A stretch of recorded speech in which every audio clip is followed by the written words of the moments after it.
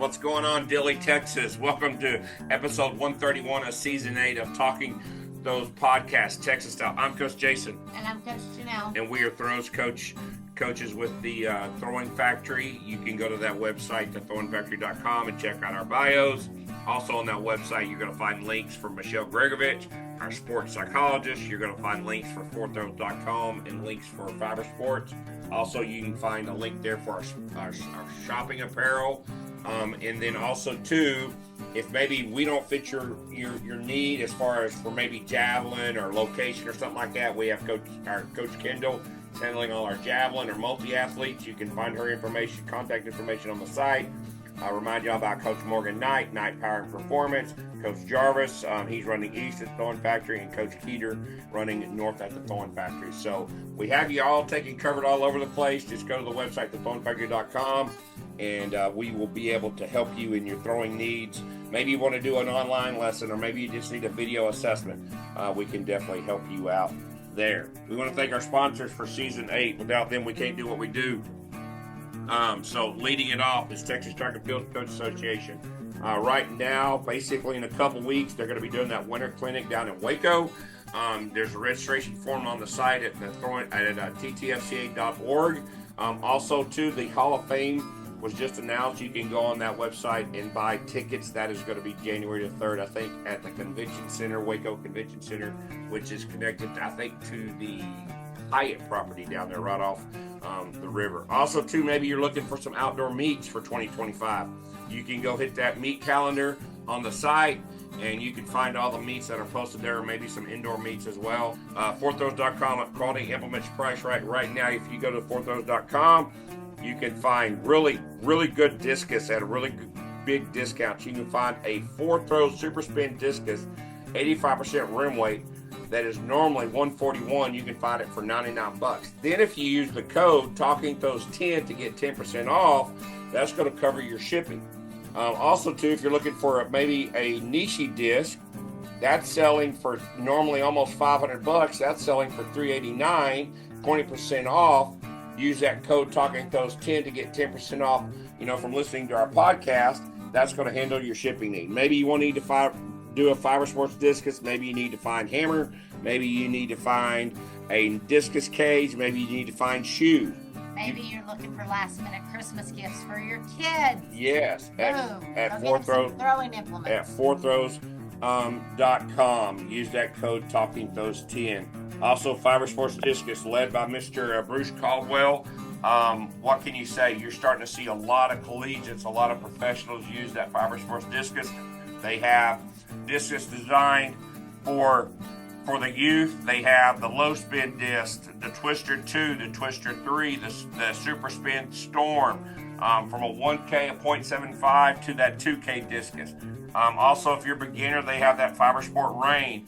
It's only a 58% rim that's being sold on fourthrows.com for basically $60-70. So Fiber Sports Discus is the way to go if you're looking to cut through that wind in the state of Texas. Use that code TalkingThose10 and you can purchase that at fourthrows.com.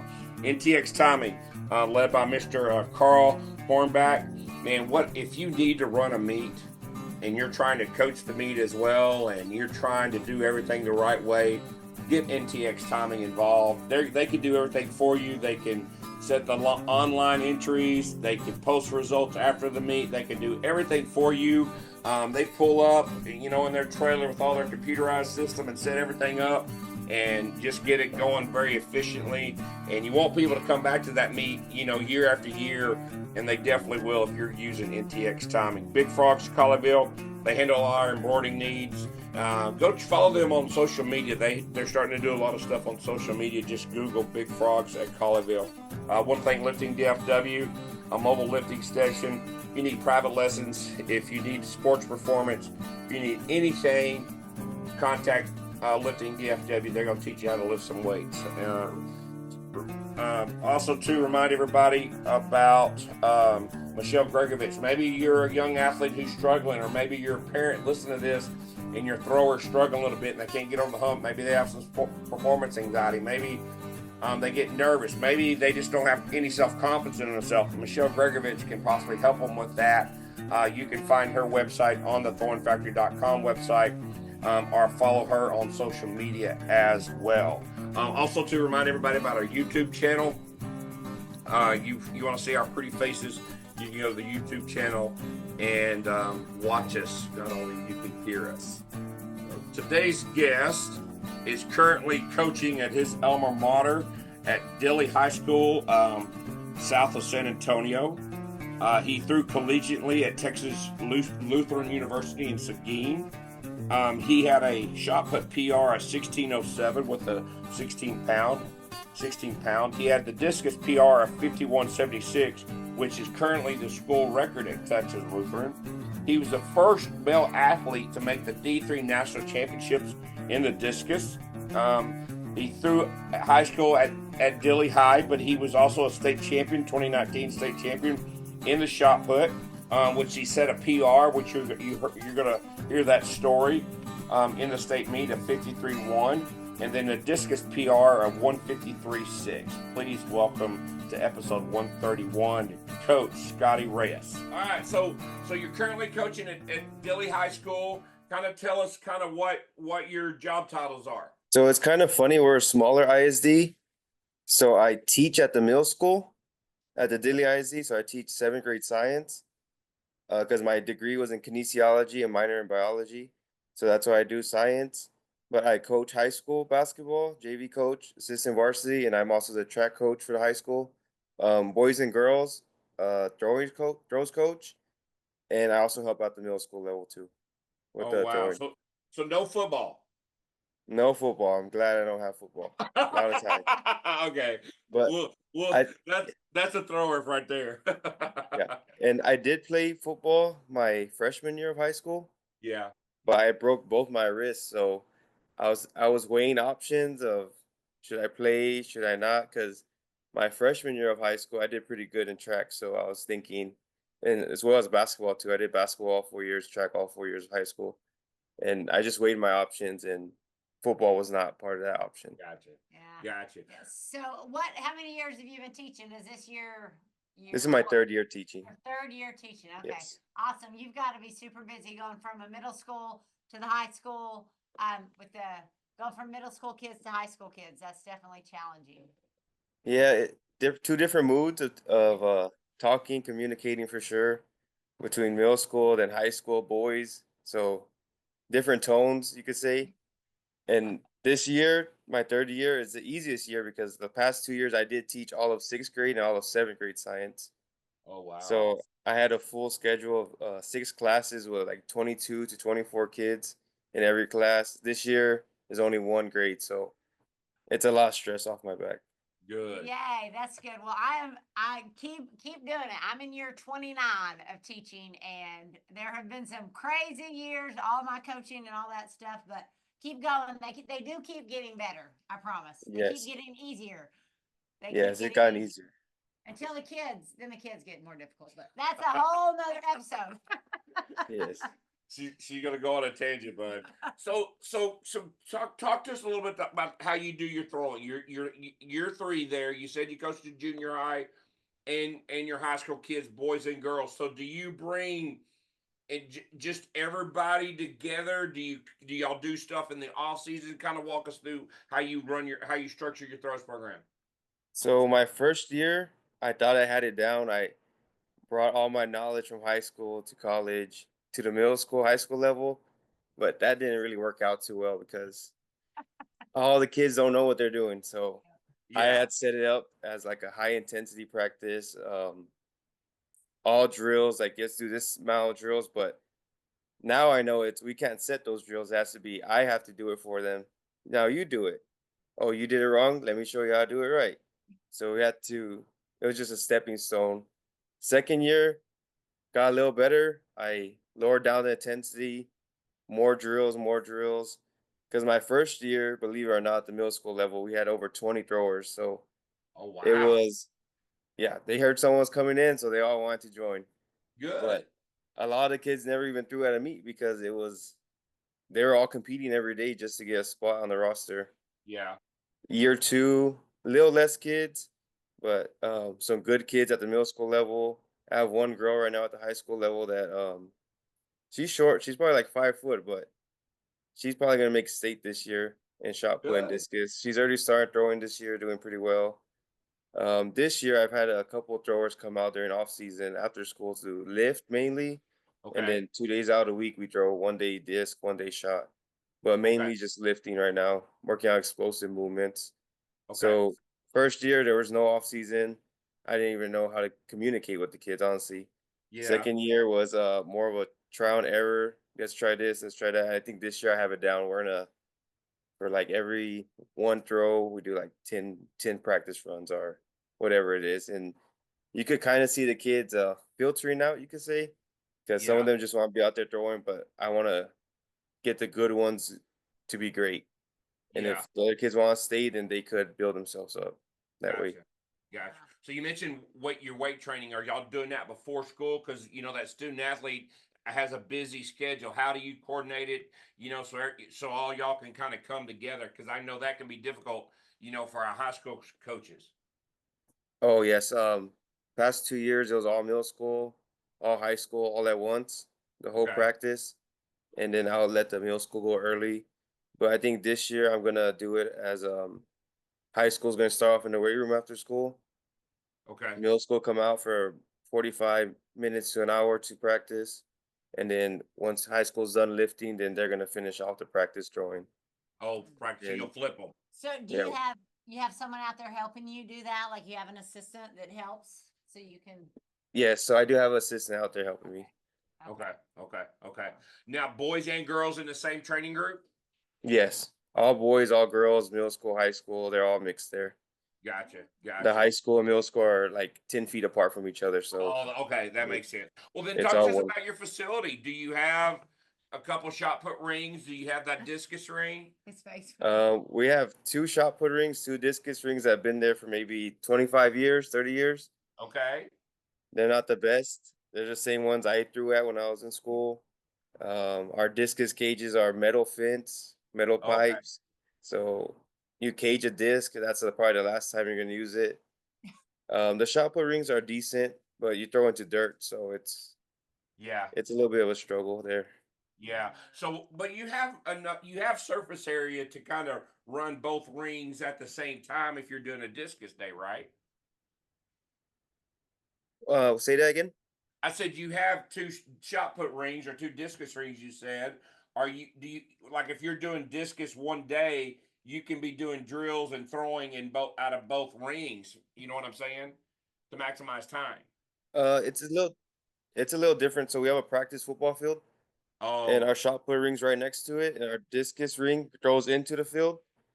And on the other side is where our other shot put and discus rings are. oh But we wow. do have cement and pavement, like a parking lot right next Yeah. to it, and that's where we do all our drills. Oh, okay, okay, okay. So you have it. They're just not convenient close together. Yeah, it's 100 yards away, so Wow. Oh it's hard wow. for me to go back and forth. But they're close enough so I could have one group doing shot put, one group doing disc, and I could just walk back and forth. Those are only about 100 feet away. Yeah. So so tell us about your philosophy of how you get that kid who, you know, has a lot of grit and ambition, might kind of be that nerd of throwing, but you know, is just not strong enough or not maybe athletic enough, but you see their passion. Kind of walk Mhm. to us how you grow that thrower. Because and I ask that because that's what 50, 60% of our high school coaches have is that type of thrower. The kid that's coming out that might have a little bit of determination. So for our school, we have a lot of strong kids, but I don't have a lot of kids that come out that are like the ones you're describing. I have all the big kids that come out, but Oh, they're okay. just super slow, very uncoordinated. So I had to teach them power throw. We do like 4 or 5 different variations of the power throw first. The first Oh, week, really? 2 weeks, 3 weeks of practice, Okay. just so they could get the feeling down. At the middle school level, some of them were competing doing the half in the meet. Because Okay. I try to stay away from the glide because these kids aren't tall enough from where I'm from, South Texas. So they're not the height to do that. So we got get some speed into them. A lot of them are excel in disc for some reason. They might be short, but they Yeah. excel very well in discus. I have that one girl I'm talking about. She threw 120 last year at 5 foot tall. Oh, So wow.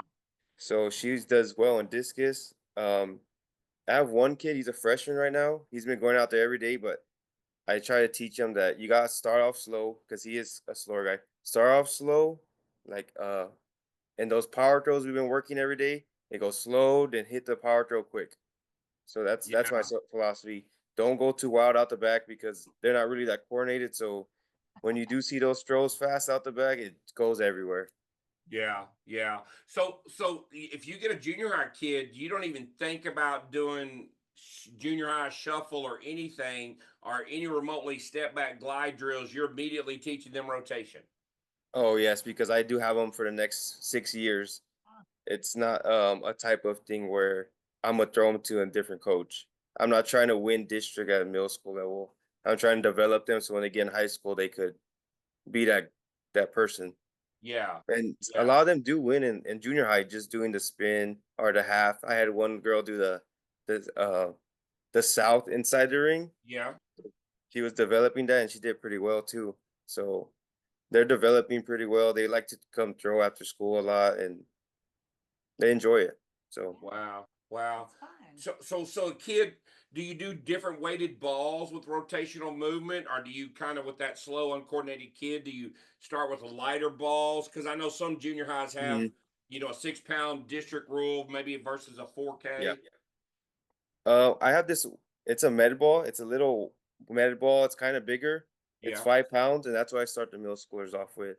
Okay. At the high school level, they usually stay around the same weight until maybe like district time. I like to change up the weights just to get different feelings throughout them.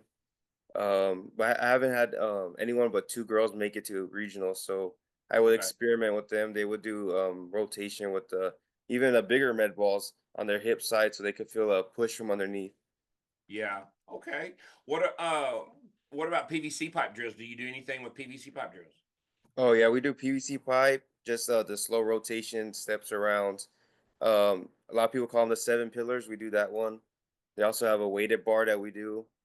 We've been doing a lot of exercises with the hips too, with the PVC pipe, Oh, really? like Like the what? 1, 2 step movements. Okay. Uh, I would get up and demonstrate That, it, that's but okay. You can just kind of yeah, tell us. uh, where you just rotate your foot first, pop your hip, and we like doing it with the PVC pipe because I could hold it on the side of them, so they can't rotate the upper body. So hip first, and then they extend through. Oh, And nice. that's one of the power throw variations we would do, just so they could Wow. get the feelings down. Wow. Okay. You know that this is awesome because we know a lot of coaches. I know a lot of middle school coaches, high school coaches who just take their kids out there and give them an implement and just say throw. Like it's not like really coaching. I love that you're teaching those kids at a middle school level all of those drills because that's super important. You're gonna have some great throwers in the future by doing that. That's awesome. Saying I appreciate that. We talk to a lot of coaches and I know a lot of middle school coaches who don't care about teaching kids how to throw right. So Mhm. good job. And you're going to have some great throwers in the future because the time you're investing in there. And I see it a lot, like middle school meets. Like the kids are out there doing the shuffle because they're the strong kids there at middle school. We all know it. Yeah. It's the bigger kids, strong kids. They just do the shuffle just to win, but Yeah. they're not going to develop nothing from that in the next Yeah. coming years. So who do you look for as mentorship? Who some coaches, whether it's your old high school coach or people you might see on the YouTube or something like that. Is there someone you kind of look towards as like a mentorship or somebody to help you, develop your philosophy? Um, well, I started throwing when I was in third grade. I'll just start off with a little story. I started throwing in third grade because my first grade, second grade, I did high jump and I was a sprinter, and I would do the TAF, the summer league thing, and I would Yeah. make it a state in those events and everything. But the summer going to my third grade year, I was diagnosed with rheumatoid arthritis in my ankles, Oh wow. so I couldn't really walk, I couldn't really run. So I gained a little bit of weight, and high jump wasn't really working out for me. I saw one of my friends throwing in the summer league with his dad, so I went to go try it because I was already a taller kid back then. So I was like, I could give this a shot, and ever since then, I started doing shot put. And then in fifth grade, I started doing discus. So I say my biggest mentor was probably my dad. He was the one showing me videos, looking up people, saying, "Did you see how this guy does it? Do you know who this guy is?" I know that one of the first ones I would watch is Reese Hoffa when I was Oh, younger. really? Yeah. Yeah, so he was one of the first throwers I ever heard of. So I would watch his videos. And then middle school came. I had a Coach Flores here in Dilly. He's the head track coach for middle school and high school. He didn't know too much about throwing, but he was the one that was always out there telling me, you could fix this, you could fix this, get around your foot at the finish, things like that, just little tips. And I think it was my 8th grade year. I know you know who this guy is, Coach Howe in the Valley. Yeah, Larry. Yeah. I went to some of his camps. I would go when I was in high school also. So whenever he mentions he had 50 something state champs, I was one of those. So Oh, and wow. he always tells me in 2019 I was his only state champion. So Oh, wow. so So did you do the hill turn like Hoffa off the left? oh no. No, Okay. no. I was just asking. No. He was just someone I would watch. You just someone you watch. Yeah. Okay, good, good, good. So is and Coach Flores is currently still your head coach? He is. He's probably gonna retire this year. If he watches this video, it'll probably make him sad because I was one of his throwers for all those years. So Oh, wow. yeah. Now you get to work with him. So That's what is awesome. what? Full circle. Yeah, what is it like going back, walking the halls when you were a student athlete? Now you're a coach, and some of the key teachers that are teaching you, or now you're in the same colleague with them and Hmm. coworker. Oh, it feels good. You walk around the high school, you see all the trophies and all your names everywhere. You tell the kids, especially in basketball, because I was pretty good in basketball too. Seeing all my names everywhere, telling them that what they need to do to get to that level. All these teachers, my coworkers now, and also a lot of the kids I graduated with are now teaching there. So there's probably maybe like 30%, 40% of the staff that's in Dilly graduated from Dilly. So it's a lot of hometown people. Oh, wow, wow, well, Yes. that's really good then. Really good. And then So yeah. so who's the athletic director there, if you don't mind me asking?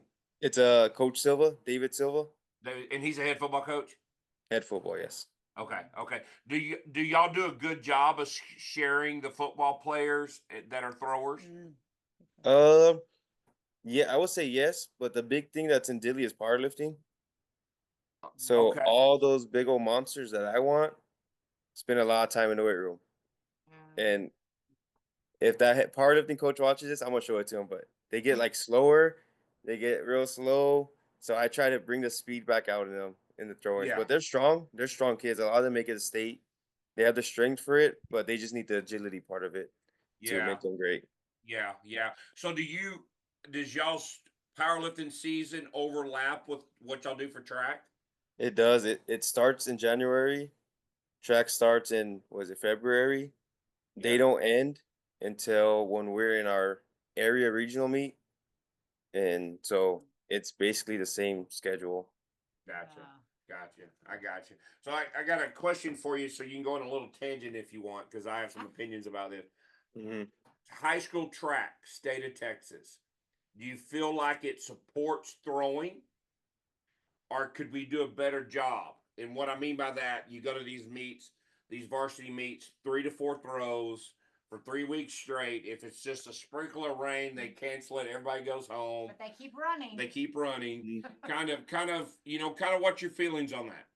I think I have a different opinion on it Okay. because South Texas is big on throwing. Okay. That's just a thing, and it doesn't rain over here, so we never cancel meets because of that. But I, from coming from college, I hate that we do the 3 throws. Like, if anything, give them the 4 throws or do the 3 and 3. But I don't like when they do the 3 throws personally, or when we have to get those tennis balls and hit them in the ground. Yeah, the So markers. it messes up a lot of marks. Yeah, the shot put hits them, they go flying. No, my mark was right there. It was right there. So it's just all over the place. Yeah, yeah. Do you I think think they there could do a needs to better be job like on a that, rule? but You think there needs to be like a rule or regulation where we at least try to do like, like, well, I would even say 4 throws, but if you're the top 3, give them an extra throw or something like that. So, Hmm. just kind of brainstorming to just kind of Yeah. grow the sport. And I don't know, do y'all go to meets where they do prelims and finals since y'all don't get any rain? We do some meets like that, but I remember going to one meet. I think it was Stephen F. Austin, where they had a minimum marker. So if you didn't even pass that, they'd even mark you. So things go by quicker. And I think Yeah. at the high school level, that would be great. It's like maybe for boys, if it's a lower end meet, maybe like 40 feet. If it's a higher end meet, maybe like 45. Just so if you pass that, you're in the 45 and they'll mark you. Because Gotcha. a lot of these meets here, there's probably 30 throwers. So, and a lot of those kids do running because we're a smaller school. So they do field events and running events. So they don't get to do the running events or they stop throwing early because we start at 4 and it takes about 2 hours just to complete the throwing event because there's just Oh, so many wow. kids. Yeah. And then you run into that issue. I know, like with middle school meets, it gets dark, and so they can keep running, but the throwing events Are kind of they like, have to be like boom, boom, boom, boom because you're going to run out of daylight, and they just don't really care. Yep. Hey, track fans, as you're getting ready for the 2024 spring season and you're looking for someone to run off your meets, you need to contact North Texas Timing. That's ntxtiming.com out of Fort Worth for all your track meet needs. They'll give you the opportunity to coach your own kids and let them run the meet for you. They have decades of experience in running meets all the way from the middle school level to the IAAF athletic competitions on the international level. They partner with Finish Links and also with Mile Split, where you can see your data, see your reports, see all the things you need. They run very efficiently and will get you all set up. So look them up at ntxtiming.com. Advantage. So tell us, you graduated through at Texas Lutheran University in Seguin. You were the first you were the first athlete to qualify in the national championships for Division III for Texas Lutheran. Tell us about your experience down there in Seguin. Well, my first year, it was COVID year. So I only did, I think it was 1 or 2 indoor meets and then 1 outdoor meet. And then right after the outdoor meet, we got shut down. Oh, So wow. there goes my freshman year. And then start of sophomore year, our best thrower left. I think you had him on here, Garrett Yeah. Garza. Yeah. He left right after that. I know the sad story he told you about that COVID year. Mm. He left. Coach Ben Wolf was still there. So that was my sophomore year.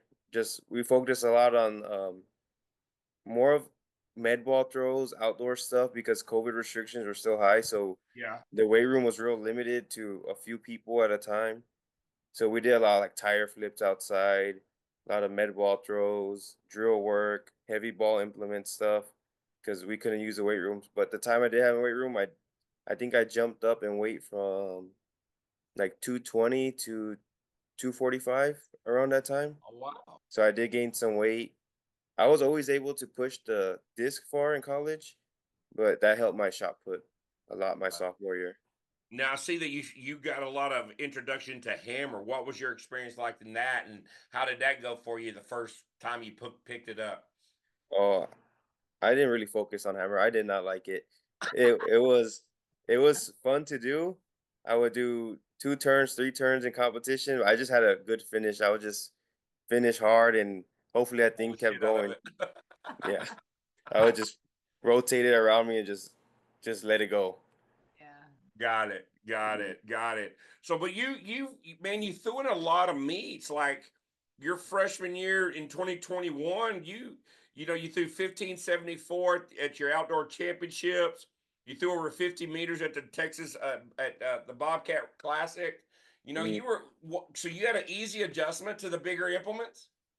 I think I did. I think gaining more weight made it balance out a little bit because my high school PR and discus is less than my college PR Oh, okay. by a whole like 10 feet. So I think I transitioned well. But I think what hurt me, I think I could throw a little further, but I did graduated a year early. So I still had 2 more years of eligibility, but I only did two full years of throwing So you graduated high school early. You graduated college early. college early. Oh, you did. Mhm. I think you could see on there where it's a COVID year, Yeah. and then it's just 2 full seasons right after. Wow. Okay. Okay. So talk to us about winning that national championship in discus or going to nationals, in your senior year. And, you were second team all American. What was that experience like? I'll go back to the year before because I Okay. qualified that year, and that was the first time I ever been on a plane. So Oh, really? it was the first time I've ever been on a plane. All our other meets got canceled that were out of state, so that was my first time on a plane, and I had to sit next to Coach Ben Wolf on the plane, and that was not the most comfortable thing ever. Um, Can you explain why it was uncomfortable sitting next to Coach Wolf? um, he Because was he's a very big big and man, hairy. Because he's big and hairy. very big man. Yeah. But over there at the championship, I don't think I felt overwhelmed, but I don't think I was mentally prepared to throw there. I didn't have like the experience throwing out of state. I know a lot of people say it's different throwing out of state, but I wasn't prepared. I was at the warm ups throwing well, competition started, and honestly I can't even remember it. Oh, That was really? it was that quick. I couldn't remember anything. I didn't know anyone there. I think I was the only thrower from Texas there. So there was no familiar faces at all. Yeah. I think I ended up like 14th, if I'm not Yeah. mistaken. So do you feel like you were kind of a gamer when you threw? Or were you someone that had to be relaxed and kind of enjoy the moment? And I'm talking about your mental approach to throwing. I always think I'm an underdog because I'm Okay. only 6'1", and all those guys there were like 6'5". Like you might Yeah. think at the D3 level they're not big kids, but there's some 6'5", 280, 300 pounds. Yeah. There's but going back to that, I think I got that from high school because at our state meet, I think it was 45 degrees outside, just finished raining. It was cold. I went through the first 3 throws and I was in dead last place. Oh, wow. Dead last, cold. And I think I took maybe like 8 warm-up throws before Uh-huh. the finals. My last warm-up throw went, they called me first, and I just got in the ring and just thinking to myself, like, I gotta let one go. I think my furthest throw at that point was 44 feet, 45 feet, nothing great. And I ended up throwing 53-1. I think I passed everyone by like a whole meter that day. Oh, wow. So that was my high school PR in a very cold weather. So I'll take it At the state meet. at the state meet. Oh, wow. Oh, And wow. Go ahead. I'm sorry. I know all those kids PRs are like 55, 54. So in my head that whole week of practice, I was like I have to throw like a 56, 55 to even place. But as soon as I got out there and it was cold, I was like, oh, it's gonna be a little less. Yeah. No one's gonna PR that great. It's gonna be whoever has the best technique that day and feels the most relaxed. So I went out there, hit that mark, and it was just a shock to me. And I had to wait it out the next 3 throws because Yeah. I was the first thrower and had to wait it out till every single one threw. Oh, wow. You still have the gold medal? Oh, it's at my parents' house. They have like a little shrine of all my Ah, accomplishments at their house. It has like all the bibs of all the big competitions I've been to, all my conference medals there, state championship medals, regional medals. So they have like this big old thing at their house with everything on there. Oh, okay. wow. Bibs Wow. from Taft, everything. Oh, Wow. wow. That's cool. So you're the school record holder at Texas Southern in the discus. I mean, not Yes, Texas Texas Southern, Luthern, excuse yes. me, Texas Lutheran. Sorry about that. We'll cut that out. So you're still the school record holder in the discus there, right? I believe so. Yes. Okay. So, someone 6'1" who kind of had that underdog Yes, sir. mentality. How did you gravitate towards the discus versus maybe the shot put? Because the Valley's known for its rotational shot putters and all the people y'all produce. Was it something that you and Coach Wolf just kind of developed? It's a funny story. I made a bet with my dad when I was a freshman. Okay. Because as a freshman, I threw the disc 137. And that was my big event. So when Okay. senior year came, in the stands, they didn't think I was gonna win shot put because Yeah. that wasn't my event. I was going in there ranked like 7th, and in disc I was going in there ranked 4th. So I've always been the discus guy. I've never been the shot put guy, but I have to tell everyone I did better in shot put. Oh wow. Oh wow. So Okay. I always knew I was going to be better in discus in college, and everything started clicking. I probably went through maybe 4 or 5 technical changes in college because just for the weight change, I think I ended off my senior year weighing 260. But my whole thing was speed because I wasn't the tallest. I didn't have the longest levers. So my technique kept changing, pushing out the back, rotating hips more, um, orbiting the disc. So there was a lot of different technical changes. Is there a discus model that y'all kind of look to as far as the shorter thrower? Uh, I know I looked at Washington a little bit. Okay. I know he was like 6 foot, 6'1". I looked at his approach out the back, but it's hard to model after him because he's just so quick. It's like kids trying to model after Ryan Krauser, but they're not that tall. So, Yeah. True.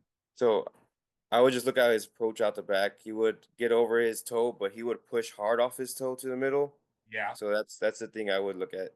Coaching high school athletes, sometimes they have trouble um, meshing doing rotational shot put and rotational discus. Yes. Okay. For you as the collegiate athlete, how did you view the two movements with the two different implements? And then also to answer that, but then also answer how do you coach it? Mhm. I think I'll start off with how do I coach it. I think I coach it the same as how I did it Okay. because this was literally yesterday. My dad passed by the school and he saw one of my throwers throwing, and he goes, "Is your thrower like 5'6", wide, kind of stocky?" I said, "Yeah, that's him. How do you know?" He goes, "Because he throws exactly like you." So I was like, "Oh, that makes me happy. He does the exact same thing I do."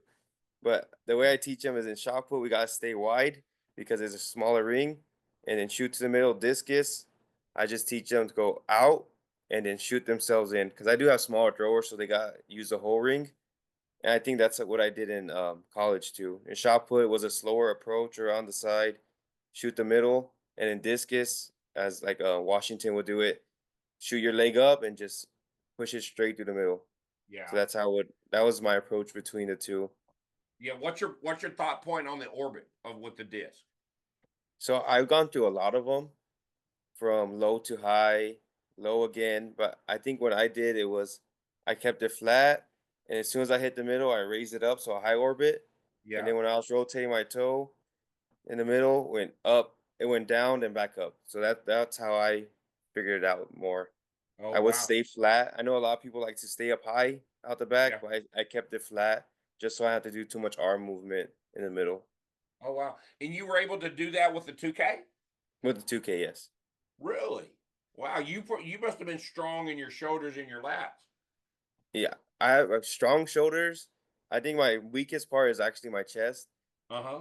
Strong legs, strong shoulders, strong biceps, triceps, just weak chest. I don't know. I cannot lift a lot of weight on my chest.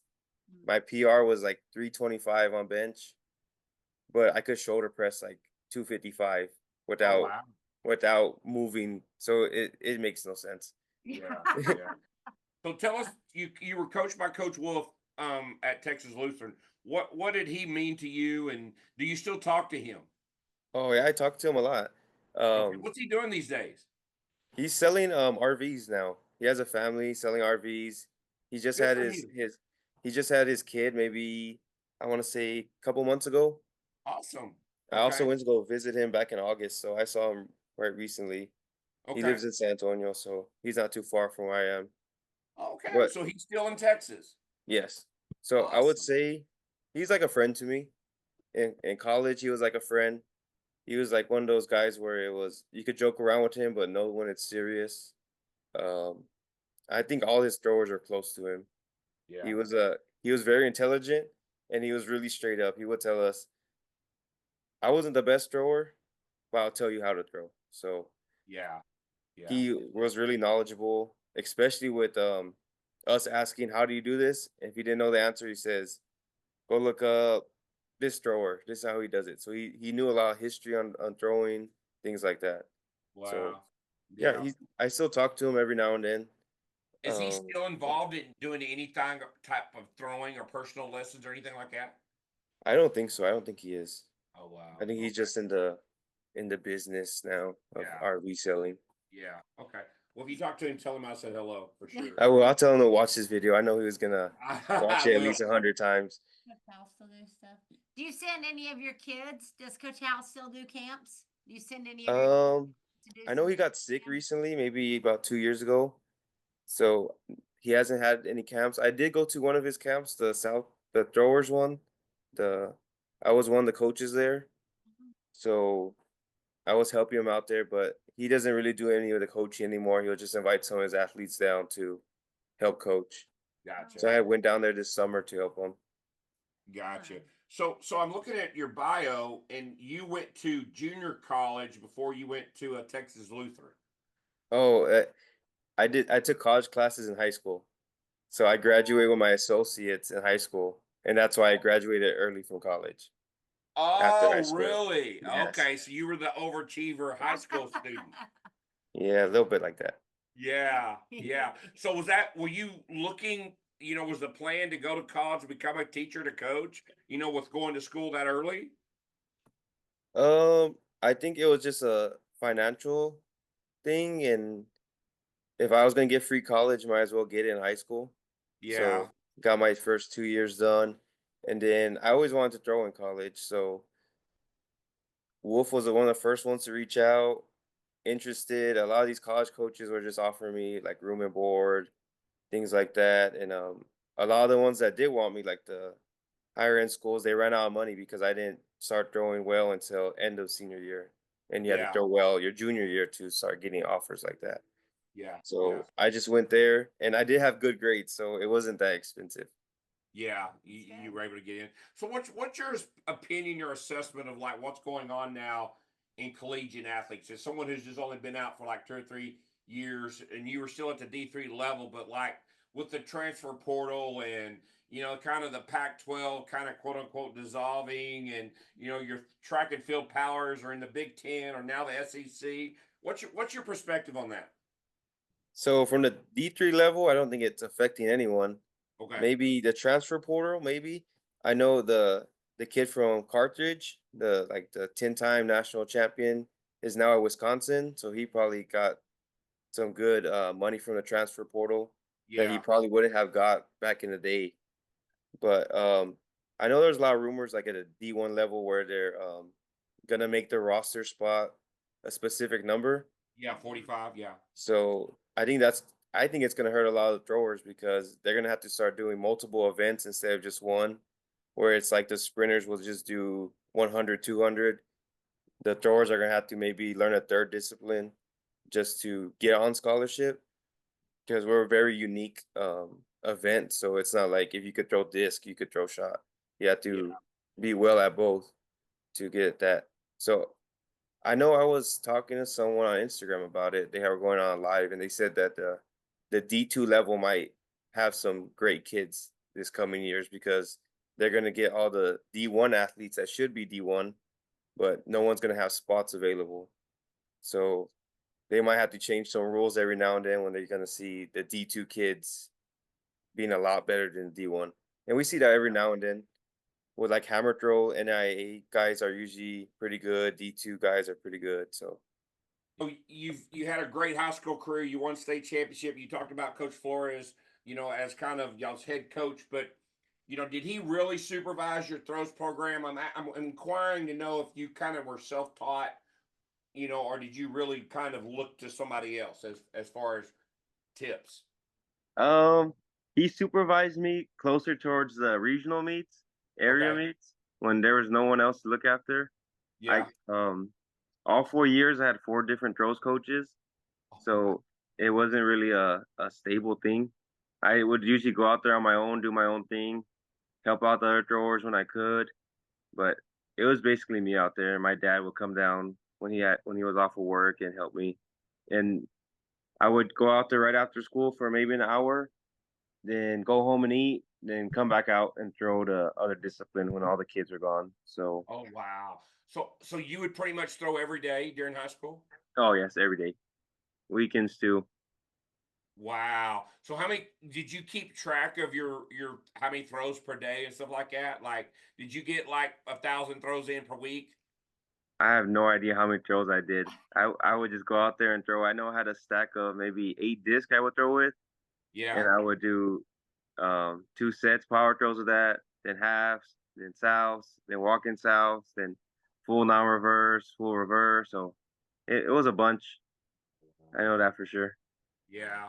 And that's the thing too, we coach a lot of high school kids, and in my perspective, they don't throw enough. Hmm. And they don't go out after school like you do independently and throw and kind of have a regiment that they do. Mm. Um, and so what motivated you? Was just the determination of winning? Did you have a goal? Did you kind of have a little OCD obsession with it? I think after my freshman year when I threw 137, Yeah. um, and I got third at regionals, I was thinking to myself like this could be like the thing I'll be good at. Then Yeah. sophomore year came and I made a decision to run cross country. So I lost, I think I went from 190 to like 160. Oh Lost wow. a lot of weight. Well, I was very fast. I think my sophomore year I did end up throwing like 150, Yeah. 151. Junior year I didn't get any better. Don't know why. I would still do the same things. Maybe I didn't go to the weight room enough. Or now that I'm thinking back at it, I think I probably gained the weight back, but it wasn't muscle. It was probably just weight that shouldn't have been there. And then senior year came, I jumped up big in shot put, but discus, I think I went up like 6 feet. But it's crazy because I could never get it in a meet. But practices at training camps, I was pushing 170, 175. Oh But wow. I could never make it click in the meet. Yeah. And Yeah. yeah, So that's what how did you manage your time? Because I'm curious. You said earlier that you were going to junior college to get College classes. college classes. You had your high school work. You're doing all this training, man. How did you manage your time? And any tips to high school kids for managing their time because they cannot manage time? this is not a good tip I'm about to give them because in high school I did not study at all. I would just read the books in class and take the test, and I guess I was smart enough to pass and get all A's. And then after school, go throw, uh, go home, eat, then come back maybe around like 7:30 to 8 because our other ring is by the baseball field, so their lights were on during that time. So I would use that in my advantage to go out there and throw. Oh wow. Yeah, so no tips for anyone.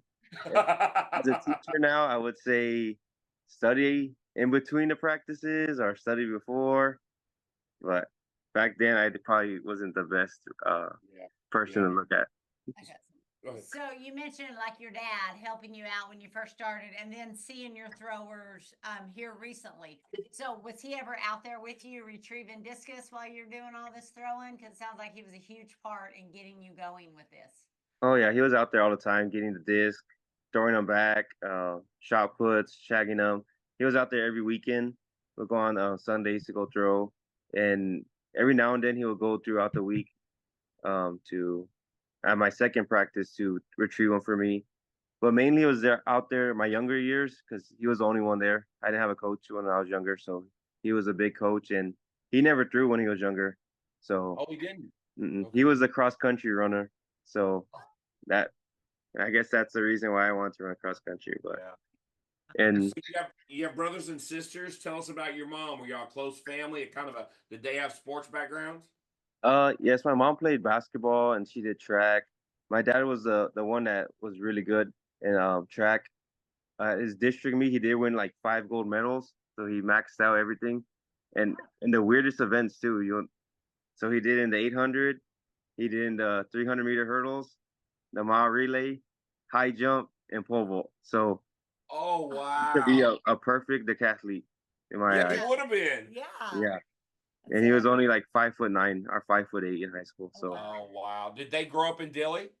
yes, or my Oh mom wow. was from California. Okay. He came down to a town next door, but they ended up moving here to Dilly. Oh wow. Wow. So you're like Legacy. I know. And Legacy. mom and dad still lives in Dilly as well? Yes. Oh, wow. That's pretty cool. And then I have a brother that did track and cross country also. Okay. Was he a thrower? Oh no, he did long distance. He did. So you're the only thrower in the family. Yes. I don't think I even have cousins that throw or anyone. Oh, wow. So how did you become the big one? I don't know because my mom's like 5'4", my dad's 5'9", but it's weird because my brother's like 6 foot and I'm 6'1", so I Wow. don't know. I guess we got the good genes out of that. My grandparents are like 5'1", 5'1", so it's yeah. I think I just got the good genes. Wow. Sounds Wow. like it. What's a couple more questions? What's your assessment or opinion of doing javelin? And do you think we need to have javelin in the state of Texas for high school? Uh, well, all my friends, one of my closest friends, did javelin in college, Mm-hmm. and he loved it. But I tried it once, and it wasn't for me. It and that's because he was a bigger guy too, and I think he threw it like 59 meters or something like that. So he was okay at it. In the high school level, I think if they start bringing more focus on the throws, they could bring it in. But the way they're running the meets, having volunteers that don't know anything about throwers come out, I think it's just going to be too dangerous as a sport here in Texas, especially in South Texas where it's all dirt. There, nothing's going to stick, or because up north it's all soft ground and everything like that. And the javelins will stick easy. So And then yeah, you think having the coaches, because if you don't have a good javelin coach that knows how to mhm, throw it and how many throws you can get, and those high school coaches aren't, if they're not willing to learn, you get some kids seriously injured mhm. in that with overtraining. I think it's hard to find a javelin coach here in Okay. Texas too, especially if they didn't do it when they were younger. It's gonna be scarce to find one. Yeah. What's your assessment of what's going on in the world of throwing now with like Val, winning the Olympics and Ryan Krauser breaking the world's record? Do you still watch and monitor kind of what's going on in the world of throwing on a global perspective? Oh yeah, I watch it all the time. I would put it on. I had the Olympics running in my classroom on my second screen while they were doing it, while the kids were taking notes. So I watch it whenever I can. Um, yeah, I just enjoy watching throws. All the disciplines. I know there's like a big thing going around where they're taking out women's hammer off of world meets. Yeah, the World So, Athletic. so I think that's kind of sad that they're doing that because it does bring a lot of attention to the sport and it's just fun to watch overall. Yeah, yeah. Yeah. Who's your favorite thrower? Uh, Favorite. my favorite thrower, just because I would message him in college and ask him for advice, would probably be Joe Brown. Yeah, Really? Hey, yeah. Joe Brown. Did you ever throw against Joe? I didn't. We were messaging one time. He was supposed to go to a meet in Trinity, and last minute he pulled out. Or I don't know if he pulled out or he found another meet, but he was supposed to throw there, but he didn't. Oh, wow. Yeah. So have you spoke to him since he got back from Paris? I did. I might have messaged him once, but I know he's been busy, so Yeah. we're not like that close. But I do message him every now and then That's for like awesome. advice As or. far as we know, he's making another run, right? Yeah, For yeah. 2028. Yes. And we went to Paris and got the chance to talk to him right after he Yeah. got done throwing. So, yeah, he's doing some good stuff for sure. So I think he's got a couple sponsorships now, and so yeah, he's doing pretty well for sure. So That's good. yeah, what's your perspective on the women's side though? Because women's throwing in the U.S. is really starting to become very popular. The sport's growing. Do you feel like we're starting to compete with the best in the world?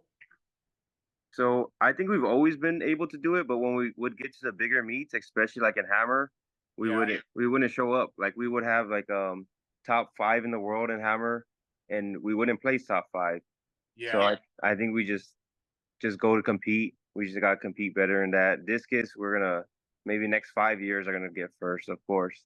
With Yeah. Alvin. Shot put, there's a lot of younger girls coming up. They're gonna Ross is one of them. She's probably gonna be pretty good coming up. Yeah. So Yeah. I think they're in a great path. Yeah, as a junior high coach and a high school coach, do you find you have to teach kids to compete? And if you do, how do you do that?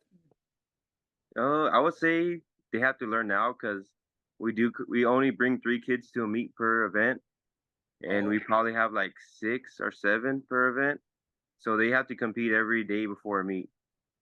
So they have 2 meets back to back. They have an in-house meet and after meet, and there's kids that will not make it, start crying, get mad, but it's unlike other sports where in football you can bring all of them and they might not play, but you can put them on special teams. I said this isn't like no sport here. It's either you got it or you don't. And I don't make that decision if you go. It's up to you. Like if you're top 3, you're gonna go. So wow. they get that competition early, especially if they're that kid that keeps getting fourth place, and there's that one meet that they do get to go to. They're gonna do good in that meet. So Wow. they're learning that confidence.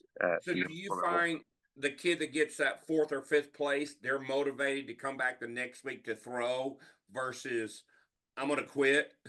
Mm-hmm. Well, yeah, the kid that says I'm gonna quit, I usually talk to him and say, well, you gotta start coming if you want to be that person that does go. And they end up being the kids that never miss practice. They'll be there every day and until they do get that spot. Yeah. So there's a lot of hard workers here. Usually the ones that do get complacent are the ones that get first and second, that they could skip every now and then, but then I let them know like it's not going to be that way. Like at that point, it is up to me if you go or not. It is up to you. You're the best one. You don't have to go to the meet that week. That's Sure. true. So with your middle school kids, do a lot of your girl athletes play basketball or volleyball? And like, do your boys do football and other sports, or you have a lot of middle school kids that just throw? I think they all do every sport. So at our middle school, our 8th grade class has like 48 kids. Okay. So the ones that do sports, they do every sport. Yeah.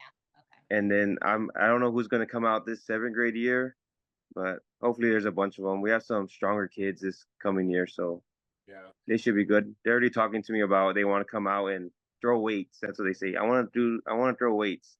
And I tell them, you better start saying shot put and discus because Exactly.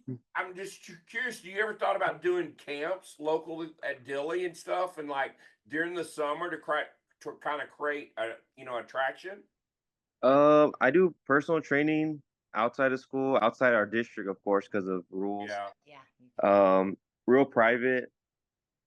We tried to do a camp, but our school is real weird about it, like Okay. on facilities. So I don't try to push it unless I do a camp outside somewhere else. Gotcha, for sure. So, well, cool. Which seems because the school probably does a basketball camp, right, and a volleyball camp.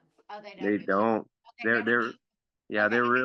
they're real weird about using the facilities for stuff like that, like where the money's going, or so it's just too much hassle to set it up. I got you. Gotcha. So, That makes sense. well, dude, Well, did you share the story that you said you had a really good state story? Was that? Oh yeah, coming from last place to first place, and then here's a funny part of the story. So it was like 45 degrees out there, and I brought one jacket down there. And my coach, I guess at the time he was probably like 70, 71 years old. He didn't bring a jacket, so my last 4 throws, he was wearing my jacket while I was there freezing the whole time. So that's why I had to do 8 warm-up throws before finals just to stay warm. And there's pictures of me with the short shorts, mid tights, and no shirt underneath my jersey throwing while he's behind talking to all the coaches with a big old jacket on. oh, Because he's only like 5'2", 5'3", so he's a little guy. Wearing my jacket was just like an XL size. So that's funny. oh, wow. Yeah. Well, yeah, you did. Send us that one. We'll put it in the collage. Do you still go out and throw currently? When's the last time you threw? last time I threw wasn't track season. So right now I'm on a diet. I'm on a carnivore diet. Okay. So that's just all meat. So I dropped from this. I started about 2.5 weeks ago. I dropped from 240.